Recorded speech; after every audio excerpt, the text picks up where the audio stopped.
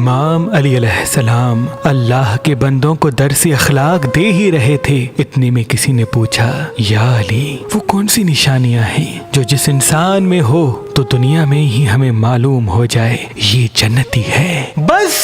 جیسے ہی یہ پوچھا گیا تو امام علی علیہ السلام نے فرمایا، اے شخص، میں نے اللہ کے رسول سے سنا کہ جس انسان میں یہ 3 نشانیاں ہوں تو اللہ اس کے لیے جنت کے دروازے کھول دیتا ہے۔ پہلی نشانی کہ اس کی نیت نیک ہو، وہ اللہ کے کسی بندے کے لیے برا نہ سوچے، کسی کو نقصان نہ پہنچاتا ہو۔ دوسری نشانی، وہ جب بھی کسی سے ملتا ہو تو اخلاق سے ملتا ہو، مسکرا کے بات کرتا ہو۔ اور تیسری نشانی، وہ اللہ کے مخلوق کے لیے جھوٹ اور غیبت نہ کرتا ہو۔ یاد رکھنا،